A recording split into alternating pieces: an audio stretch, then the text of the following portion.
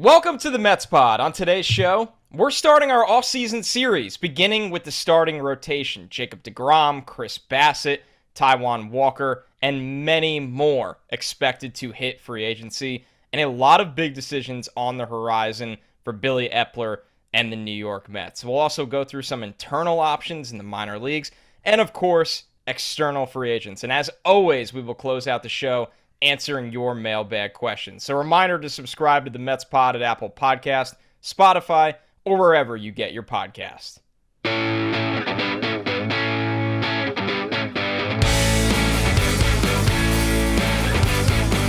What's up, everybody? Welcome to another episode of the Mets Pod. I'm your host, Connor Rogers, joined as always by my co-host, Joe DeMayo. And we have an exciting show today because it's our off-season series that's kicking off here. And we're going through the entire starting rotation. So before we get into that, Joe, I want to welcome you in. Man, I gotta start by asking you, as these playoffs have not gone the way any of us expected. Obviously, we're still down and out about the Mets being knocked out in the opening series against the Padres. But Padres took care of business against the Dodgers. The Phillies have made a run. The Braves completely ran out of gas. Joe, what are your thoughts on this wild postseason and all of the nonsense discussions around the new format? So it's 1 year of this new format. So having these like big picture discussions and big picture thoughts seems a little short-sighted. And one thing that I noticed when I see obviously a lot of people talking on Twitter about the narratives and the format being a problem, and they don't like this, they don't like that about it. It's really weird. If I click on like just a few profiles, conveniently, they're fans of teams that lost. So that had a bye. Yeah. Or, I mean, yeah. And that's the thing too. Like, yes, it didn't work out for the Braves and the Dodgers who had the bye, but fast forward 11 months from now, if the Mets are, competing for the NL East again with the Braves, I'm still going to be saying on this show, I want to win the NL East. I want to get that bye. Because even if it didn't work out this year, there still has to be an inherent advantage to having the bye. And it's a lot of hubbub about nothing, I guess, in a sense. But to me, this is exciting. This is what playoffs are supposed to be about. I mean, everyone's like now everyone's saying the regular season's meaningless. But if you want the regular season to be most important, don't have playoffs. Just whoever has the best record after the regular season, they win the championship. Like, that's the way sports works, is you play the regular season, you go into the playoffs, and if you're facing a team that's lesser than you, beat them. You see it in the NFL every year, right? Like there's always that, they have 7, I think, you're going to face the 7 seed. Beat the 7 seed, that's all. Beat the team that's worse than you. And if you don't, you have nothing to do other than look in the mirror and say, we didn't get the job done. That's what the Mets have to do, and that's what the Braves, Dodgers, Mariners, of course, fell to the Astros, so that was they were underdogs, and then we'll see what happens with the Yankees here today. It's funny to me in all this discussion, nobody's talking about the Astros. They seemed well rested, seemed fine, seemed ready to go. No, as Mets fans know, nobody can get out Jordan Alvarez. It's just, listen, sometimes teams just run out of gas. Spencer Strider, who had good and bad performances against the Mets this year, his velocity was significantly down. So it's a long season, and buy or no buy, it all just seems like a lot of discussion for nothing. If this is your problem with the new playoff format, why have the playoffs? The exciting part of the playoffs is the unpredictable nature of, that's why everybody says just find a way in. Don't get me wrong, like we on this show thought the Mets were think the Mets were a more talented team than a couple of the teams that are still playing, but they didn't get it done. And there's no excuses. The Mets lost. The Mets lost fair and square. And you could say that about a lot of teams, like the Braves, like the Dodgers. So I have found this discussion around the format kind of hilarious and borderline pointless at this point when you look at, once again, across the board, that the Astros didn't seem to have a problem with it. But we are going to talk plenty of Mets today. We need some time for this one. That's why I want to get right into it, because I think as soon as everybody clicked to download this show, they know what the headline discussion is going to be. It is a lot deeper than Jacob deGrom, this show, because not so quietly, Chris Bassitt, who was a very reliable number 3 for the Mets this year, would be a number 2 on almost any other team is hitting free agency. We expect. Taijuan Walker, we're expecting, is going to opt for free agency as well. deGrom, Joe, we know the situation since he talks about it at every podium for the last year, right? How much he pretty much hates his contract. I think he's made that clear. He plans on opting out. He has been vocal that he's planning on opting out, injury or no injury. So deGrom passing on a salary in 2023 that would be $30.5 million. I think it's safe to say, Joe, that deGrom will top that number on the open market. But the question here, besides just a little do everything you can to keep him if you're the Mets or let him go, is probably centered around what is the market for Jacob deGrom? A Jacob deGrom that has missed a lot of baseball in the last 2 years. I still envision deGrom's going to be able to get Max Scherzer-like money. But how much can he top it is, I think, the most interesting question, right? I cannot imagine much, because when we think about these big free agents, so it's deGrom, it's Aaron Judge, the shortstops, there's all these guys out there. How many teams, we know how spending is across the sport of baseball. We make jokes about the teams that don't spend very much. The amount of teams that spend at the level where they could fit a $45 million a year pitcher in their payroll cannot be that long of a list. So I don't think, deGrom's going to be entering the market and there's going to be 10 teams knocking on his door. It's probably just a handful. And I mean, you could probably name them off the top of your head, all the teams that are willing to spend some money. It's going to be an interesting decision that the Mets have to make, because I think the prudent thing is you have to draw a line in the sand somewhere, whether that's length, whether that's dollars per year. I don't believe that there's almost anybody that is, no matter the cost, you have to do it. There's always a line for somebody.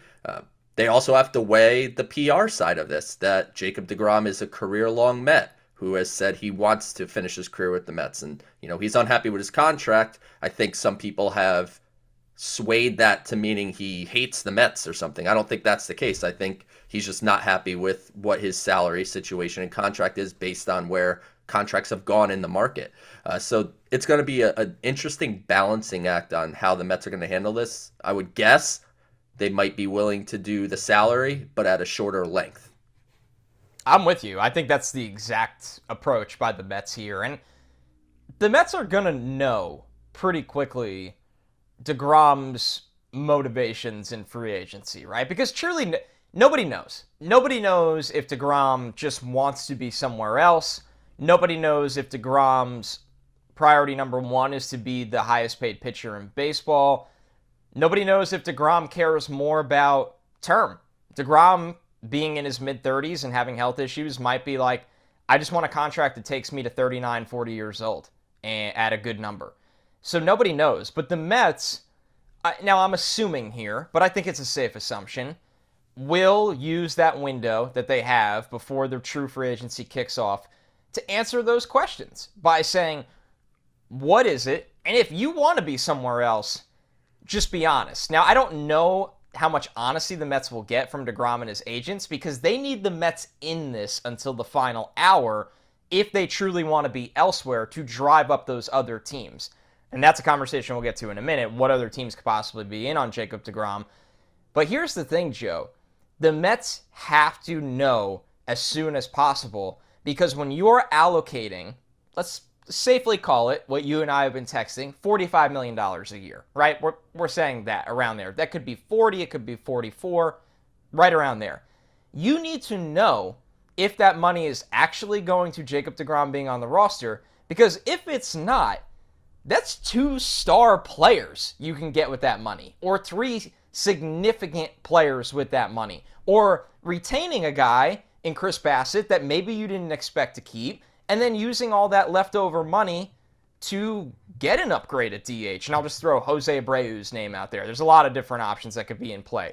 But you see where I'm getting at, where it's deGrom's money is so important here or not here, because he either comes back and you hope that he is the Cy Young caliber pitcher you expect him to be, or, I'll whisper this, you make the team better by getting 2 or 3 pieces with the money that you'd use on him.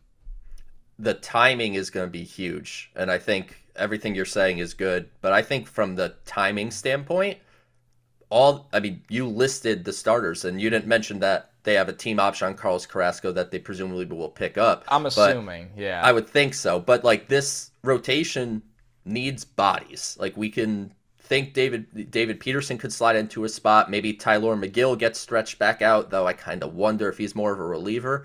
But it's not the strongest starting pitching free agent market either. I mean, you look at the top and, Justin Verlander's going to be a free agent. Carlos Rodon is a free agent. Then from there, you're kind of done with the top end free agents at least. So they need to know relatively early, like you said, is Jacob deGrom interested in staying, and how long do you wait on that negotiation? Because these other pitchers aren't going to wait until you feel like wrapping up your talks with Jacob deGrom. And if Jake's going to hold out into January, which you often see a lot of big free agents do, the Mets are going to be in a interesting predicament if he makes a decision to go elsewhere, and they're kind of left with that money in their pocket and maybe some of these top options playing elsewhere already.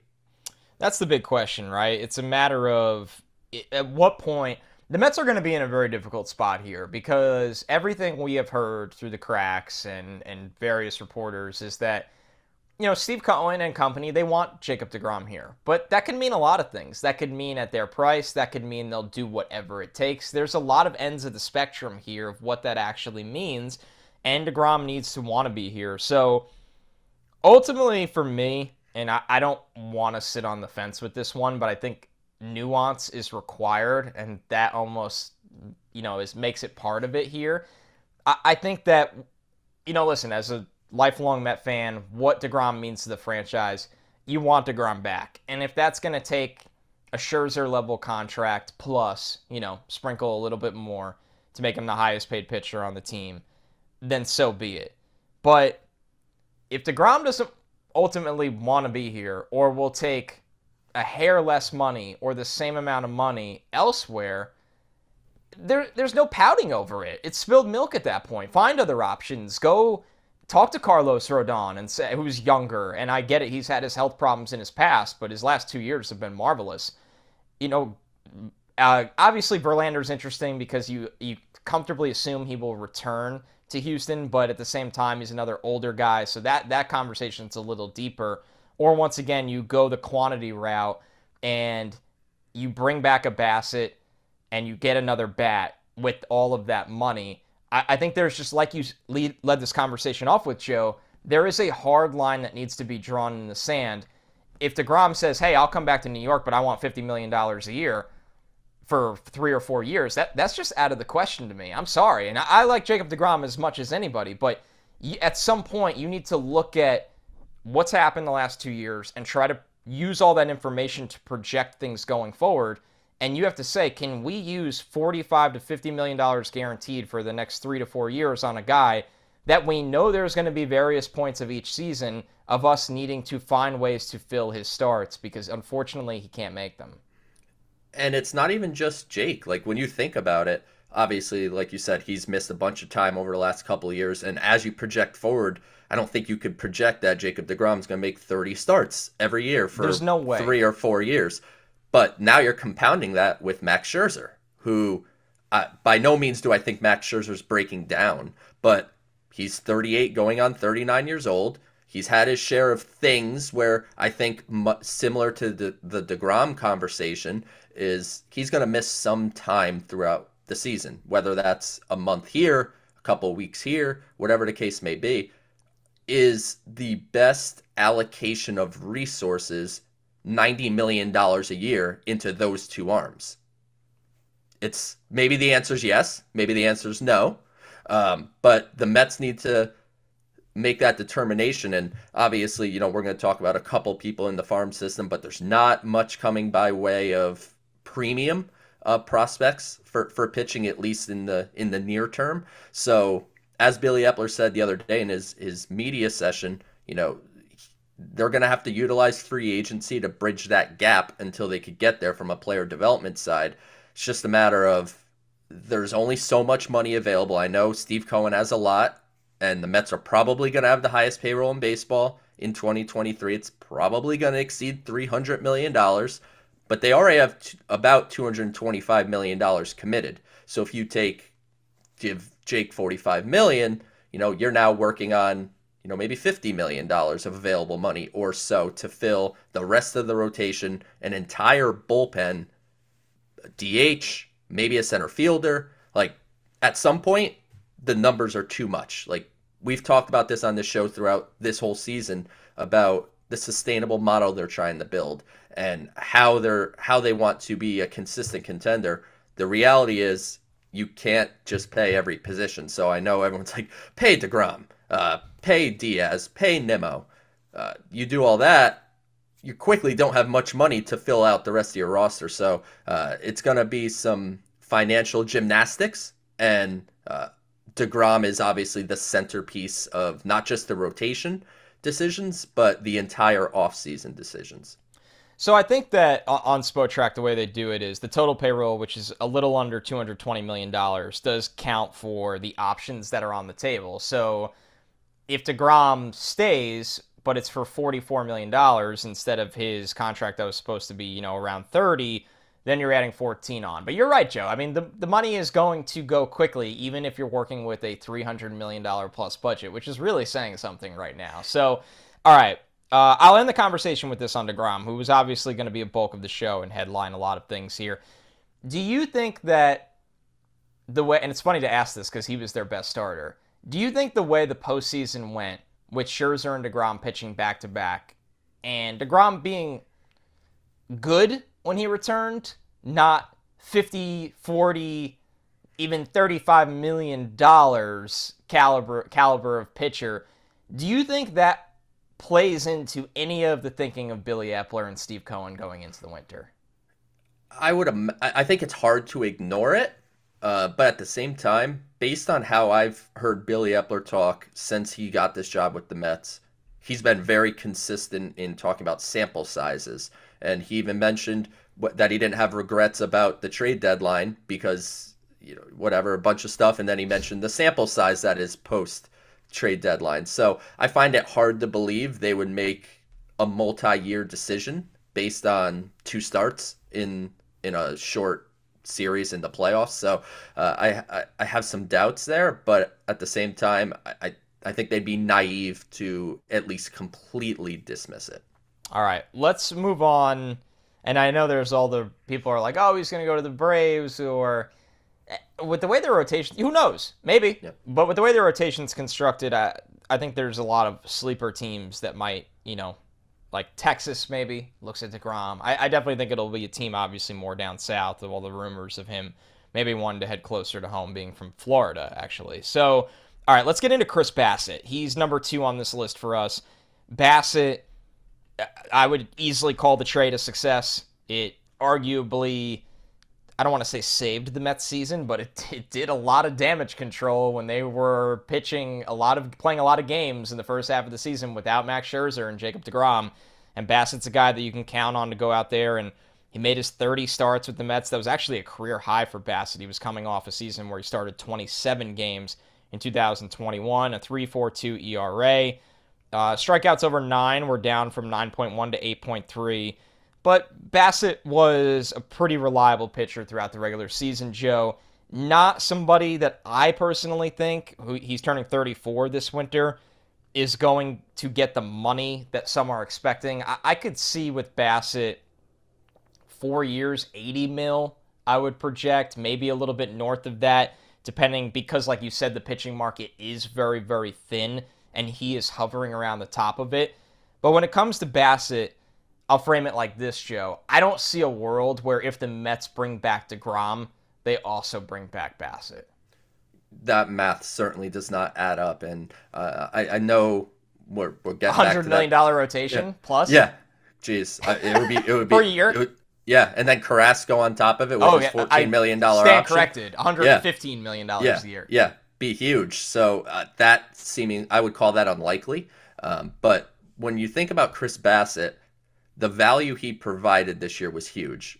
Jacob deGrom was out for the whole first half. Max Scherzer missed 7 weeks and then another couple weeks. And Bassitt took the ball every fifth day, and while he's not an ace by any means, he's a perfectly fine number 3, low-end number 2 type of starter that, yes, didn't pitch well at the end against Atlanta, didn't pitch well in the wild card series, and as fans, we're naturally, it's a what have you done for me lately, or, the latest thing is what sticks in our mind. Bassitt was so reliable for his team all year, and he really only had that little stretch, I believe it was in June, where he had a couple bad starts in a row, but he was largely consistent all year long against good teams, bad teams. He was consistently willing to throw over 100 pitches, pitch deep into games. Like, Bassitt's like an old school, like, workhorse type of starter, and the Mets are going to need innings because yes, we talked about Max. He's here. He's probably going to miss some time next year. How much? We hope it's not a lot, but to some degree he will. Carlos Carrasco has kind of had on-again, off-again injuries. And this rotation is going to be sneaky getting old, right? I mean, Max is going to be 39. If they want to bring back Bassitt, he's 34. Carrasco, I believe, is 34 or 35. So it's a sneaky old rotation, but Bassitt's a guy that if you let deGrom go, you'd kind of look at it almost like Bassitt and insert whatever else here for the price of Jacob deGrom. And maybe that's 2 other players, because if Bassitt's a $20 million-ish a year pitcher, you're having about $25 million to spend on another player or 2. So it's just different ways to slice up the pie, how you want to construct the roster. Do you want it to be super top-heavy with these big money kind of stars at the top and then a stark fall-off? I don't know if there's a right answer per se, but Bassitt is someone that certainly warrants the conversation of retaining as long as the length, again, I harp on length much more than money, as long as the length doesn't get out of control. So Carrasco, we'll kind of pair these two together before we get to Taijuan Walker, because I think the conversation really does matter when you're talking about them both big picture. You brought up the option, Joe, for Carrasco. That would be $14 million on this podcast. You and I have assumed for a long time that's something the Mets would be particularly interested in, because when you hear $14 million, some people are like, wow, like for Carrasco, it's a lot. When you look at the market, I mean, John Gray makes $15 million a year, okay? Like, this is the way it goes for even number 4 type of starters on good teams. So Carrasco will turn 36 before opening day next year. Right before opening day, he will turn 36. He's coming off a year where, I mean, does he have the quietest 29 start season in the history of baseball? If you said that to a Met fan, his over-under at 23, they'd be like, it's probably like 21 or 22. Carlos Carrasco started 29 games. He pitched over 150 innings, sub-4 ERA. Strikeouts over 9 was actually at 9, which is significantly higher than Bassitt and pretty impressive. He went 15-7. I know some people don't care about records. Keith Hernandez absolutely does, so we'll give a shout-out to the 15 wins on the podcast here. For me, maybe it's crazy to call this with a guy that's older and did have, an injury-riddled season in 2021 here. I pick up the 14 mil, and I think the conversation why I pair them together maybe goes, if you talk to Bassitt before free agency kicks off, right, and the number is 21 mil over 4 years, which would give him an $84 million contract. Is that a situation where you go, okay, we have Bassitt back in the fold for the next 4 years. We like the number of 21 mil for him. To get 14 mil of that off the table right away, we're not going to pick up Carrasco to really save the money this year, and then we'll figure things out down the road with the rest of the Bassitt contract. Or, Joe, do you like not stockpiling all of this long-term money on older arms, take the 1 year for 14 mil Carrasco, and just kind of go from there? You have to kind of operate in an order of operations of sorts, right? With DeGrom. DeGrom's the variable. Not even just that. Like, I'm talking purely calendar. Like, you have to pick up Carlos Carrasco's option by time free agency opens. So you're not going to have a decision on Jake. You're not going to have a decision on Bassitt. But I'm going to say it, and we know how I feel about Edwin Diaz, and we think the Mets are going to bring him back. We think the Mets should bring him back. To me, the easiest decision the Mets have this offseason is picking up Carlos Carrasco's option for $14 million. When you compare him to other players that have cashed in free agency over the last 2 years and what they are making on a yearly basis, the players that are making Carlos Carrasco money are not as good as Carlos Carrasco. And that's not me flaunting Carlos Carrasco as this frontline starter that he maybe used to be. He's a fine number 4 type starter, and the 14 million is an easy move, especially when you look at the uncertainty with the rest of the rotation. You know, we talked about Jake, we've talked about Bassitt, we're going to talk about Taijuan Walker. You know, all those guys are going to be free agents, and you need innings. You need to replace some of these guys. The worst thing the Mets could do is pass up 1 year, $14 million of innings that they need for this rotation just for maybe we'll repurpose the money to this guy later on. But then what if Jake wants to go to Texas and Bassitt wants to go back to the West Coast or whatever? And then you're kind of left with what? So to me, easiest move. Insurance. Yeah, exactly. Insurance, pick up Carrasco's option, and then address the rest of it from there. I'm with you. That makes, when you explain it like that, that makes a ton of sense, because it's the old saying, no 1 year deal is a bad deal. And Carlos Carrasco, you were looking at a 1 year deal that would be over $5 million below the qualifying offers, what they're going to be. So market-wise, this is pretty fair. And I think part of the Lindor trade, when Carrasco was in it, was, man, we got a pretty affordable number 3 starter for 3 years. And I get some of the bias now, because it didn't work out in 2021, where he never looked right since the injury. In 2022, he was everything you could expect for at that number for that. Once again, the sub-4 ERA, making the 29 starts. So when you frame it like that with the timeline, Joe, that makes a lot of sense, that he's the guy that you pick up instantly. So at least you're starting to fill in holes, right? Like Scherzer at the top of the rotation, Carrasco somewhere from the middle to the back end of the rotation, and then you could start filling all the gaps in when the craziness begins. And somebody else that's going to be a part of that craziness, although it's interesting when you get a feel, whether it's from reading things, reading Mets media personalities, fan takes, whatever it may be. The feel I get as we sit here before Halloween, even 2 weeks away, is that Edwin Diaz will be back, and things change so fast. It would be shocking if Edwin Diaz isn't back. There is a high mutual interest between the Mets and Nimmo. Bassitt and deGrom are just complete wild cards. And it feels like there's almost no chance Taijuan Walker's back. And I don't have any... I think the way you and I have talked about it off the air is the best way to put it. The Mets contract of Taijuan Walker could not have gone better. It's quietly one of the better free agent signings they have made when you look at money compared to production.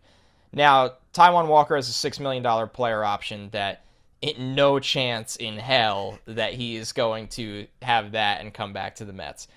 Taijuan Walker, in 2 years with the Mets, made 58 starts. He pitched to a sub-4 ERA. I mean, he pitched 316 innings. Over 316 innings. And he went 19-16. This year he was 12-5. He was an all-star in 2021. He was actually better in 2022. I think it's a situation that for a guy that missed a lot of time throughout his career before getting to the Mets, you don't want to pay him for what he already did. And I'll be really happy for Taijuan Walker if somebody does give him a good contract. I'd be happy if the Mets found a way for a good number to bring him back on a 2-year deal once again. But it just feels like at this current moment, he's the odd man out, because he's probably going to get paid a good number that the Mets, when all is said and done, all these priorities they have, won't be able to hit. And he, as much as he's been so reliable for the Mets in 2 years, that's not really been his reputation throughout his entire MLB career. The Taijuan Walker sign was like an A++. If you could get 2 pluses, it was excellent. He made an all-star team. In theory, could have made 2 all-star teams in those 2 years. And like you said, that player option's maybe just as obvious of a decline for Walker as the picking up of Carrasco's is for the Mets. I look at Walker as a guy that's probably going to get at least Carrasco money per year, and it's going to be on a multi-year commitment. Maybe it's 3 or 4 years. And given what they need to do at the top of the rotation, given they need an entire bullpen essentially at this point. I mean, we'll do bullpen next week or week out on another show. It's coming but up. We're not going anywhere all winter. That's right. So a lot of bullpen to do. They have to change up some stuff in the lineup. And ultimately, Taijuan Walker did a great job for the Mets. But going forward, I'd look at him as that back-end type number 4 type of starter. And I don't think the Mets, in their current position, can really justify paying that kind of money for another back-end type starter when they're going to need to replace 1 or 2 of their top starters. The reality is Taijuan Walker was signed here in the final hour, right? Remember, before 2021, to be a number 5. Taijuan Walker made, I think, $17 million combined in those 2 seasons. You're looking at somebody that his average cost was around $8.5 million a year. And he pitched at an all-star caliber level as a number 5. And there was a lot of times throughout his 2-year tenure with the Mets that he had to slot in as the 3 or the 4. And the Mets were really lucky to have him. And he's outperformed that number so much with the Mets that the thing is, when they did sign him, the Mets had a lot of holes to fill. And we've talked about this. And this isn't going to change this offseason. It'll probably start to change the following one. They're not just going to go buy all their problems away, because they need to be sustainable with younger, cost-affordable talent mixed in with the high-paid talent. What Steve Cohen inherited, and everybody who he's hired since inherited, is a roster that does need to spend so much money to get where it needs to be until they've caught up with the farm system and everything below that. And Taijuan Walker was the perfect example of spending on a position that teams don't spend on. No, teams don't buy their number 4 or 5 starter, but the Mets had to in that spot, and it was actually a home run. So the spending is going to be very interesting, and I would actually say that teams do buy those starters, because look at what the guys like John Gray and those kind of like number 4 but he was supposed to be better than that. Yeah, that's fair. But I wish I still had the chart open, but I think I mentioned it on last week's show, the chart of like all these names of pitchers that are making, like Drew Smiley's in that area, James Paxton, like guys like that. Like those are guys that are making, north of 10 million. So teams are willing to kind of take their shot on a starter for money like that. And I just think, Taijuan did a great job, and I sincerely hope he cashes in. I hope he gets Me too.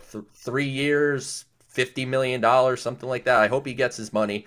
He certainly warranted it. The Mets are just in a position where, within the confines of their budget and what they have to do, it just, like you said, he feels like the odd man out, and it's a thank you for your service over the last 2 years. He did a fantastic job here. He handled himself well. There was no problems with Taijuan anywhere. He took the ball, which was not something he consistently did throughout his career. So I hope he figured something out in Flushing that will help him for the rest of his career, because Taijuan was a good one. So a former first-round pick, that he truly did put it all together with the Mets. We will get more into the David Petersons and Tylor Megills of the world, I think, more after free agency dust settles, because it's easier, Joe, to slot in their roles after the Mets have figured out all these puzzles beforehand. But I do want to talk outside options on this show. We briefly mentioned Rodon, Verlander. As long as Billy Epler here, the Ohtani stuff is never going to go away, which is really fun. I don't know how realistic it is.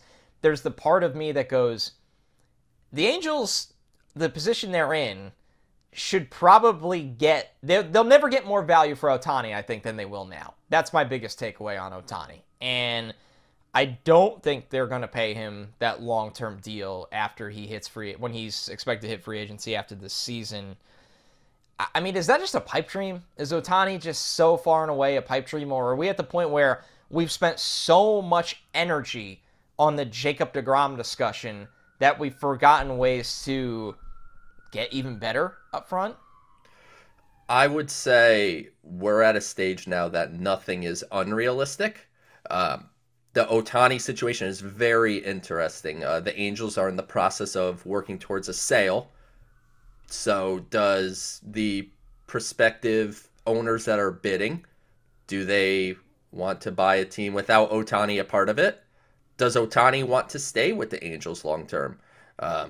They preemptively agreed to his salary for the 2023 season they avoided arbitration in like September, which is largely uncommon. So you wonder if that's them finalizing the salary, so when they talk trade, teams know exactly what they're getting, because an arbitration case with Shohei Ohtani is obviously never been done before. There's never been a almost MVP caliber hitter and Cy Young caliber pitcher as one person. How do you because arbitration is largely about comparisons to other players.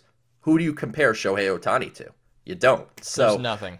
Yeah, it doesn't exist. So from a package standpoint, it's probably gonna cost a lot. I would imagine the Angels would start at the tippity top.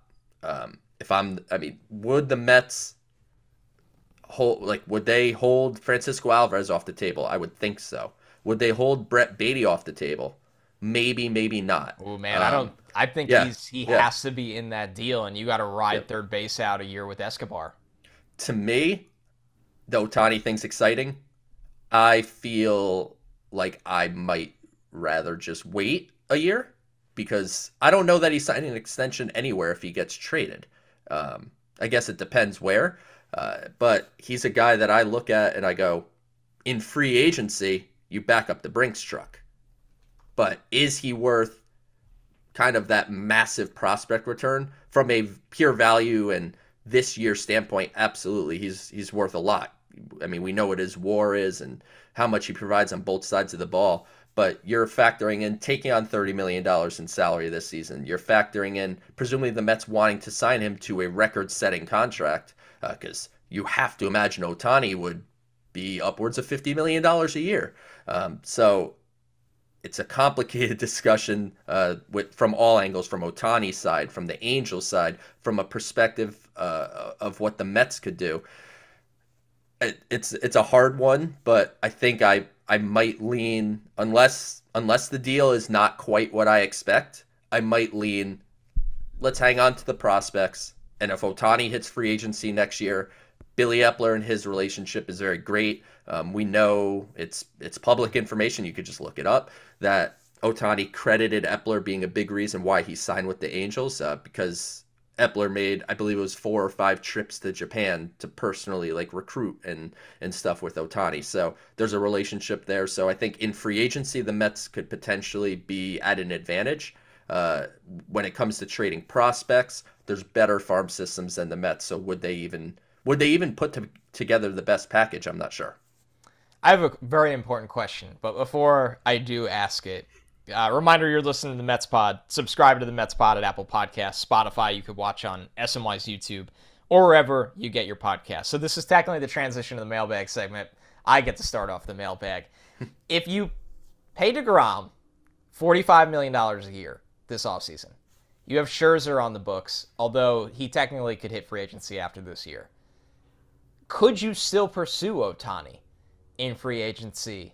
This is the tricky part, where it's like, what is everything going to look like in the 2024 free agency compared to what the decisions we have to make now if we don't ultimately get our answer and trade for him, which, like you said, Joe, is very, very costly. And I'm glad you addressed that situation, because Johnny had that question in the mailbag. What would that package look like? And Alvarez and Baty were a part of that question.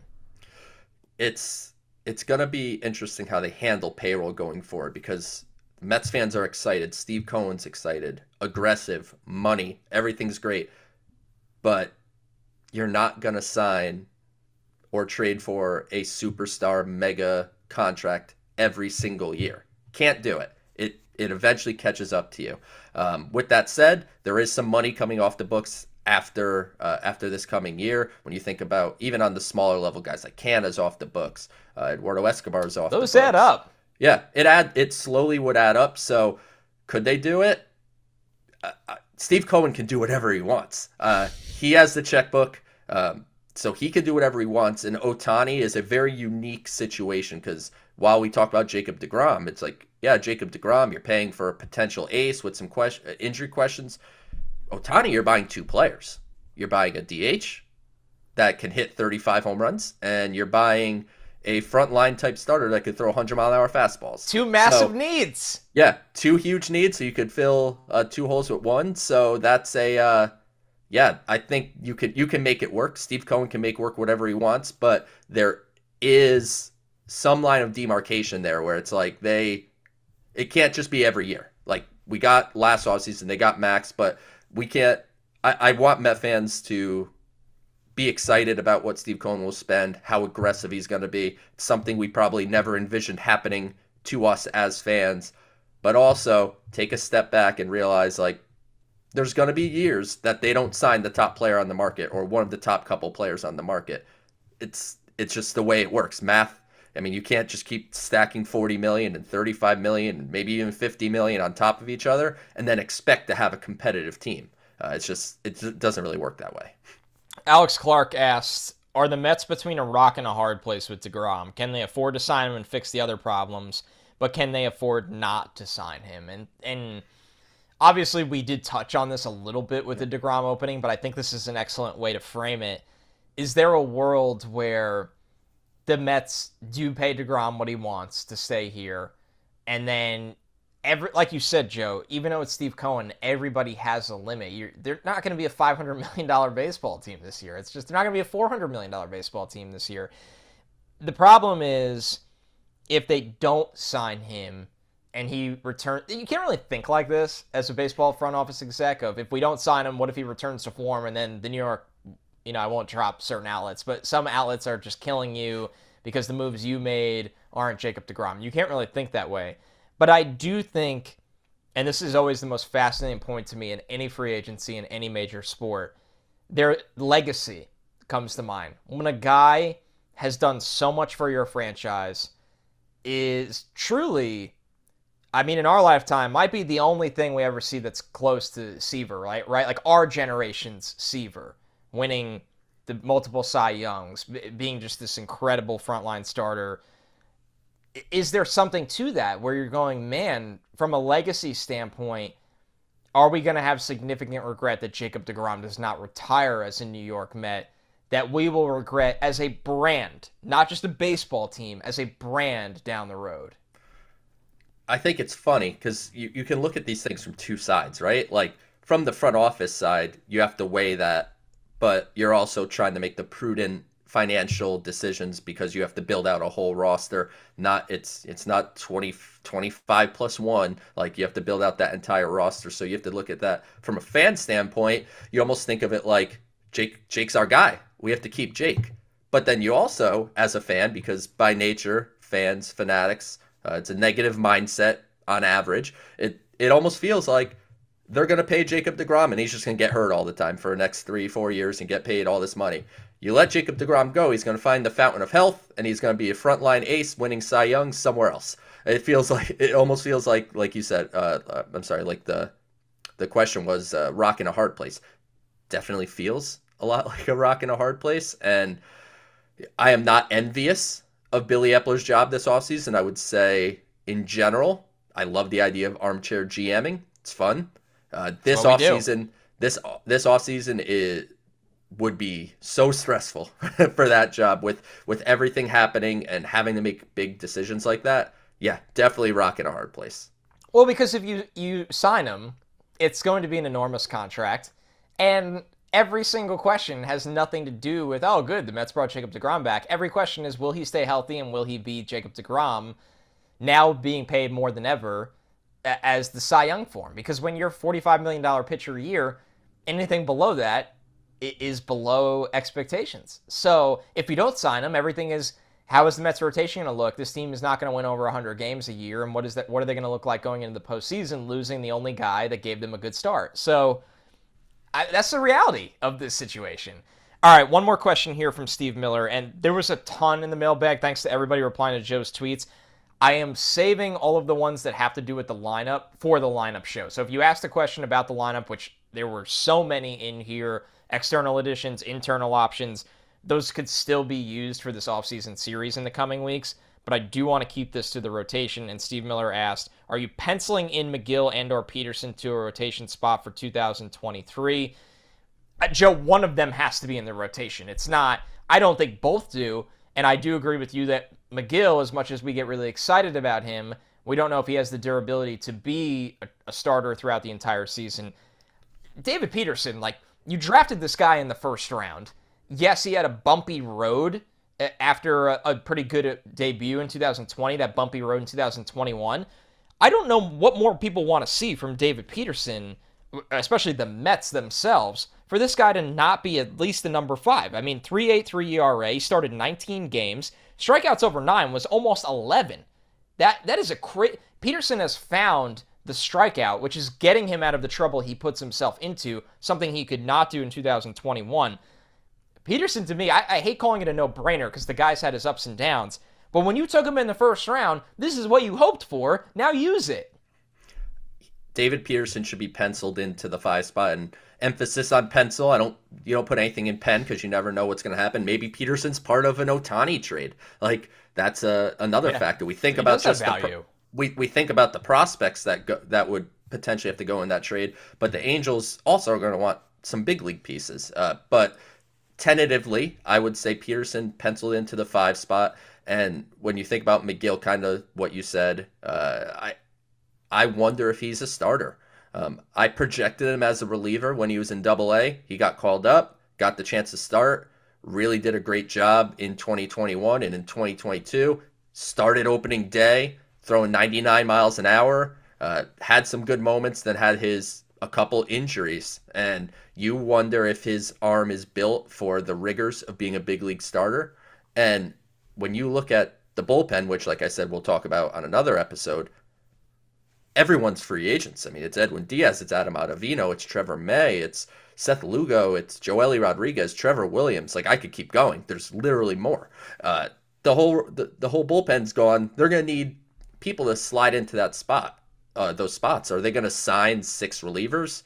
Maybe, but some stuff has to come internally, and I wonder if they reevaluate what they think Tylor Megill is, and maybe he's a guy they transition into being that reliever that can give you a couple innings when you need it. And, hopefully as he separates from the bicep tendonitis and the stuff he went through this year, he kind of finds more consistency. And to me, Megill looks more like a bullpen arm than a starter. Let me close out the show with this big brain question or theory. What about Trevor Williams as the number 5 if you bring him back?